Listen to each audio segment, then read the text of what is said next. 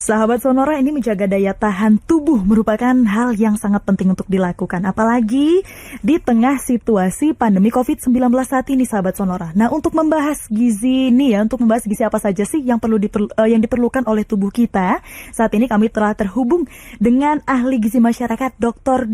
Tan Sot Yen M. Hum. Ini selamat sore untuk Dr. Tan. Hai, selamat sore Sesa, apa kabar? Waduh, kabar baik nih. Biasanya saya yang menyapa, saya menanya kabar dulu narasumbernya ini. Ternyata saya sudah ditanya duluan sama kabarnya ini.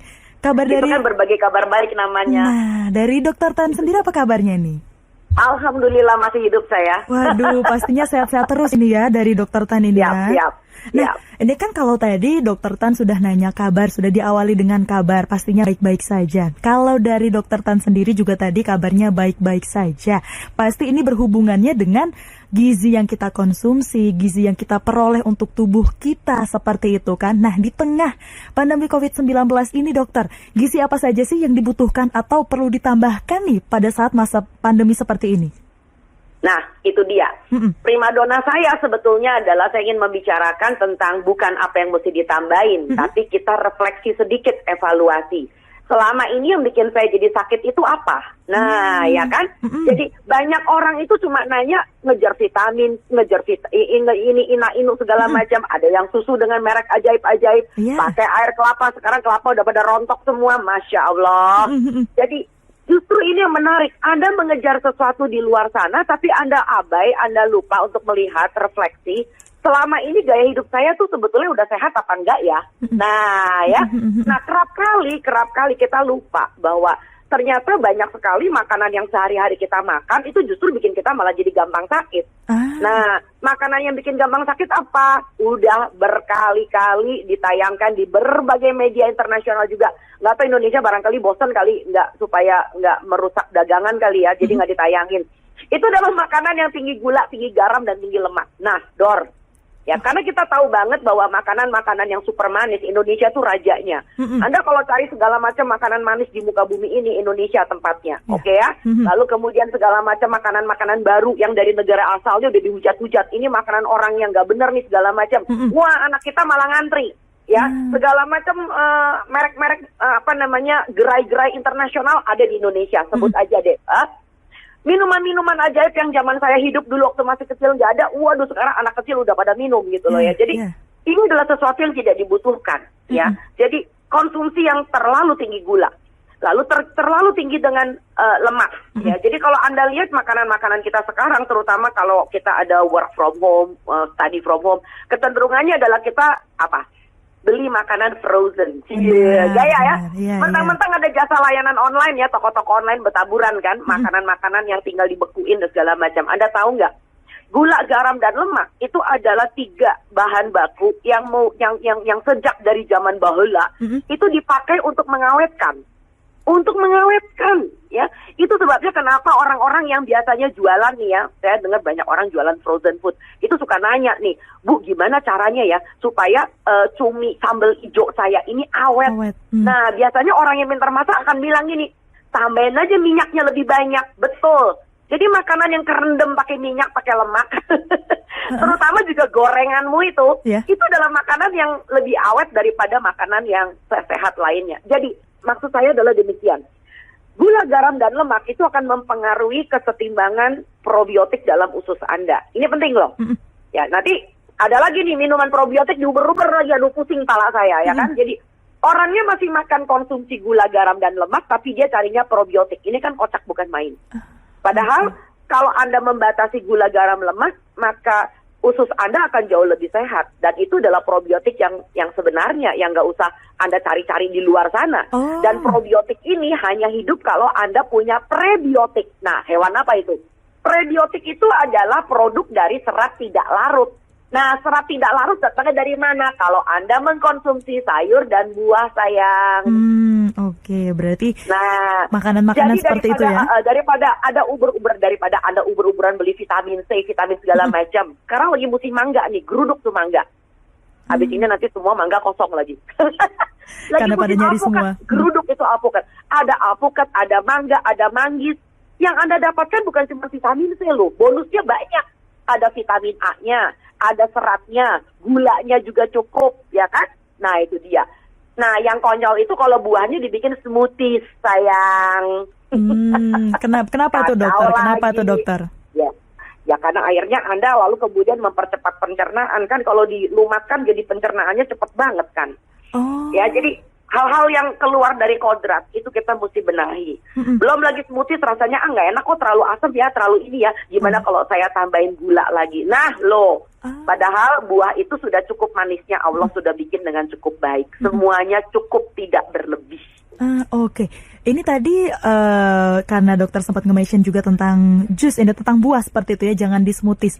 Berarti memang yang paling benar adalah ya sudah makan buah langsung ya, mangga tinggal kita kupas, tinggal kita makan buahnya tanpa perlu dijadikan smoothie seperti itu ya dokter ya? Iya. Tuhan itu sudah sempurna dan perfect. Manusia aja maunya macam-macam. Halah. Oke, baik. Itu. Dokter, mau nanya lagi nih saya nih.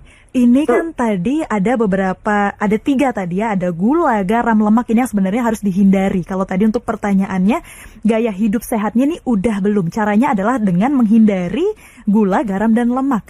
Apakah yang biasanya banyak di makanan kemasan? Nah, itu yang biasanya banyak di makanan kemasan, seperti itu ya dokter ya. Nah, apakah ini di tengah pandemi COVID-19 ini kan katanya butuh imun yang bagus, jaga daya tahan tubuh gitu. Akhirnya mungkin banyak nih orang tua, ya udah kamu makan yuk, sering-sering makan banyak yuk, siapa tahu nanti dengan kamu makan kamu jadi lebih sehat gini, ditambahin nasinya, mungkin tadi porsinya setengah karena supaya badan anaknya tetap sehat, tetap berstamina, tetap bertenaga gitu, akhirnya porsi makanannya jadi juga ditambah. Itu gimana itu dokter? Nah, segala sesuatu kan prinsipnya gini, segala sesuatu kalau terlalu banyak tentu tidak baik. Semuanya harus seimbang. Makanya anutan gizi sekarang adalah pakemnya adalah gizi seimbang. Nah, kalau anak Anda cuma ditambahin nasinya doang, maka yang terjadi adalah nasi itu kan sebetulnya sumber tenaga. Sedangkan kita kerjanya nggak kayak kuli.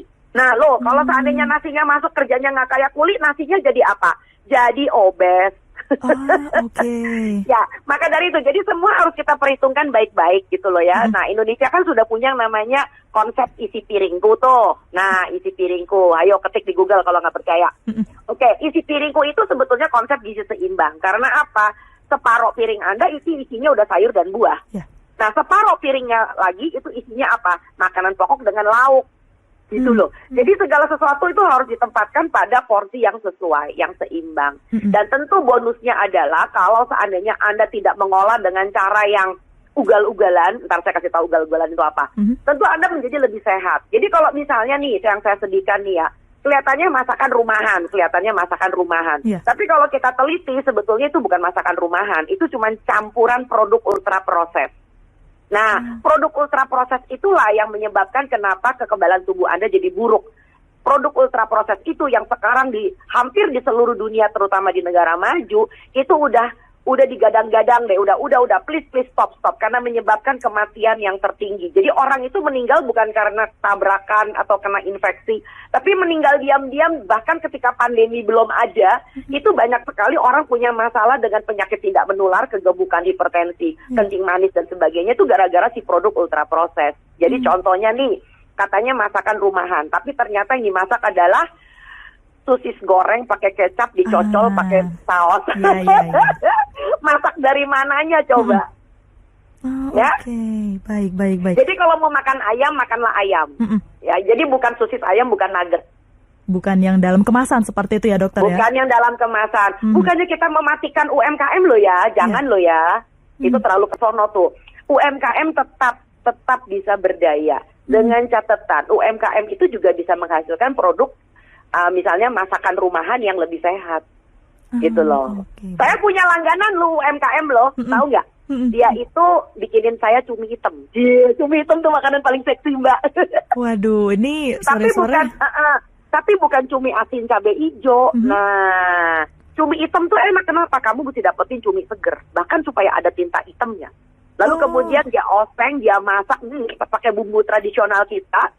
Lalu jadi tiap kali kalau saya mau pesan sama dia, saya cuma bilang, Mbak, cumi hitam langganan dong, datang deh setengah kilo, cik, gitu. Jadi benar-benar yang masakan rumahan ya, jangan kemasan seperti itu ya. Indonesia tuh kaya banget sama makanan rumahan loh, Mbak, dan enak-enak dan tidak perlu digoreng. Makanan tradisional kita tuh nggak digoreng, sumpah.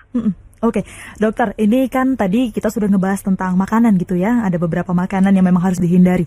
Kalau tadi makanan sudah, apakah susu ini menjadi satu hal yang perlu kita konsumsi juga? Ini sangat diperlukan juga. Apakah kandungan susu yang beredar di pasaran ini sama saja dengan susu murni misalnya? Bagaimana nih, dokter? Ini menarik ya, karena isunya lalu menjadi masalah politis ekonomis. Nah, lo jeng-jeng, politis ekonomis. Kenapa saya berani bilang begitu? Kita ngomong dari faktanya aja deh. Ada nggak di dunia ini makhluk yang sudah bergigi, udah bisa cari makanan sendiri, lalu dia nyusu lagi? Nggak ada. Nggak ada. Kecuali manusia. Kenapa? Karena di luar sana ada manusia lain yang jualan susu. Pegang itu, tolong pegang, please. Oke, kita ngomong kandungan susu. Baiklah. Susu itu adalah makanan antara ketika makhluk belum bergigi. Ya, dan tolong diingat, susu itu juga komposisinya Tuhan sesuaikan sesuai dengan makhluk hidup tersebut. Itu sebabnya kenapa susu sapi kalsiumnya lebih tinggi daripada ASI. Bukan susu sapi lebih baik. Loh, anak sapi itu mesti gede, Mbak. Iya, benar. Anak sapi gede gitu loh ya, wah tulangnya kuat gitu loh ya, bisa dibikin sum-sum. Oke. Nah, anak manusia kan nggak butuh tulang seperti kayak sapi, nggak usah lebay deh. Tapi anak manusia itu butuh cerdas. Nah, itu sebabnya kenapa Colin itu miskin banget. Colin itu adalah salah satu unsur kecerdasan. DHA. Nggak ada sapi-sapi cerdas gitu loh ya. Nah, Colin, DHA itu tinggi di mana? Tinggi di ASI. Tinggi di dalam telur. Nah, itu dia. Ya, jadi gini. Apa sih yang ada di dalam susu yang di dalam makanan kita nggak ada? Ada. Yang menjadi problem ini kan susu menjadi suatu produk praktis, Mbak. Seakan-akan bahkan kalau dari kecil kalau anak lo nggak doyan makan, udah ibunya, pokoknya udah kebingungan, udah parno gitu, udah panik, dia gelontorin susu. Dia pikir kalau anaknya nggak makan yang penting nyusu. Ya nggak bener banget ya, nggak bener banget ya. Satu, kedua, tolong diingat susu Anda itu adalah produk loh. Produk artinya apa? Tolong kita sadari deh, 75% bahan baku susu Indonesia tuh masih impor. Please deh. Ya, bukan itu saja. Orang Indonesia tuh nggak minum susu plain. Susu coklat, susu stroberi. Nah, tolong Anda baca di kemasan-kemasan itu, ya gulanya ada berapa. Ya, itu sebabnya kenapa kita sudah tidak lagi menggunakan kebijakan 4 sehat 5 sempurna. Karena nggak ada satu produk pun yang menyempurnakan makanan manusia. Kenapa? Susu itu akhirnya cuma dipakai sebagai bagian dari protein, that's it, gitu loh. Bagian dari protein, ya. So, kalau ngomong bagian dari protein, artinya apa? Kalau kamu misalnya makan ikan, kamu makan telur, kamu beli udang, kamu punya ayam, it's more than enough. Iya, bahasanya gitu. Benar. Lebih daripada cukup karena kita makhluk bergigi. Nah, yang menjadi problem ini kan akhirnya dipolitisir. Kalau nggak minum susu nanti ditakut-takutin anakmu jadi konten kagak tinggi loh. Emang yang bikin tinggi itu cuma susu kan kagak? Nah, yang bikin anakmu menjadi tinggi besar bagus kan kalau ibunya teredukasi. Teredukasi apa? Anaknya diberi makanan yang memang tepat sesuai dengan usianya, sesuai dengan jumlahnya, dan berasal dari sumber yang baik. Ya, jadi itu kenapa Mbak, aku sedih banget. Indonesia itu sangat miskin dengan literasi. Jadi begitu satu produk nih ya digadang-gadang menjadi suatu keajaiban, and then everybody is going to be after it. Jadi gimana ya, semua orang pada nguber gitu loh. Ya nggak usah jauh-jauh keajaiban seperti misalnya kemarin ya akar bajakah. Siapa sih yang nggak nyari semua orang yang punya benjol akar bajakah? Katanya obat kanker, ya kan? So ini kan makanya kenapa akhirnya kita itu miris banget di mata internasional gitu loh ya. Ketika kita itu harus satu-satunya cara, the only thing mencegah terjadinya infeksi, mencegah penularan itu satu, kita menggunakan prokes cuman satu itu doang. Prokes itu terdiri dari 5M. Kalau memang kepepet banget kudu pergi, pakailah masker. Bahkan sekarang maskernya disuruh double. Yang kedua, mencuci tangan pakai sabun. Ketiga, menjaga jarak. Nggak usah jauh-jauh, Mbak. Mbak kalau lagi ngantri di supermarket, pas lagi supermarketnya rame, ada nggak sih antrian? Kagak ada, tong. Itu walaupun lantai udah dikasih garis-garis, tetap aja satu garis berdua. Apa nggak sih? Gitu loh ya. Itu kasir berdua sama orang yang ini ngurusin kerseknya. Aduh, dan dia ketawa-ketawa cekik bercanda karena kita kita kan satu kantor, kita kan satu kerjaan. No, please. Okay. Ya, yang ketiga menjaga jarak aman, yang keempat menghindari kerumunan. Ya, dan kita tuh kerumunan oke banget loh, dari berkerumun kalau kita berlibur, ya pergi ke tempat wisata, sampai dengan kerumunan kalau kita ya begitulah nengok orang sakit, nengok bayi, ada hajatan. Yang terakhir tentu saja membatasi mobilitas. Kalau nggak penting banget nggak usah keluar. Nggak usah keluar. Oke, dokter, tadi kita melanjutkan yang tadi ini ya. Kalau tadi susu sudah dibahas, makanan kaya gizi juga sudah dibahas. Ini saya mau bertanya, ini satu hal di mana kalau sekarang kita lihat ini ya, banyak sekali hal-hal yang dilakukan oleh masyarakat untuk menghindari dari virus COVID-19. Yang salah satu contohnya ya, diantaranya ini adalah membasuh hidung bagian dalam dengan air dan juga berkumur selama 20 detik dengan obat kumur. Bagaimana nih dari tanggapan Dokter Tan terkait dengan dua hal ini? Kalau virusnya udah di paru-paru, terus paru-parunya mau dibilas pakai apa, Mbak? Oke. Makanya nih ya. Aduh, tobat. Negeri plus 62 ini emang sulit banget ya untuk dikasih tahu. Jadi inilah adalah suatu gambaran-gambaran naif tentang kita bisa perhatikan betapa literasi itu nggak nyampe. Ya, jujur ngomong sejak awal pandemi ini memang strateginya udah salah. Jujur ngomong aja deh ya. Dan orang-orang prominen kita yang pakai masker itu baru bener aja sekitar awal tahun 2021. Jadi sebelum tahun 2021 ada yang ngegantung di bawah hidung, ngegantung di bawah dagu, ya kan? Bahkan nggak dipakai gitu, cuma pakai face shield doang gitu ya. Jadi betapa sulit ya gitu loh. Jadi bagaimana kita bisa memahami tentang virus ini, itu kerap kali begitu banyak orang turun bicara. Itu menjadi repot ya. Jadi kayak kalian belajar masak sama tukang jahit. Jadi yang bukan pakarnya ikutan angkat bicara. Dan kebetulan dia influencer. Kebetulan dia adalah orang yang prominent. Tapi dia nggak ngerti apa-apa tentang perjalanan penyakit virus misalnya. Ini ngeri luar biasa. Jadi gambaran naifnya adalah, oke, gue boleh keluyuran, nanti begitu gue pulang, nanti hidung gue bilas deh, gue cuci.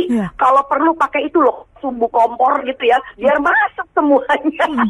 Kalau perlu pakai antiseptik, kalau perlu pakai apalah segala macam, alkohol kalau perlu, sampai ke lenger. Ya, itu nggak masuk akal dong ya.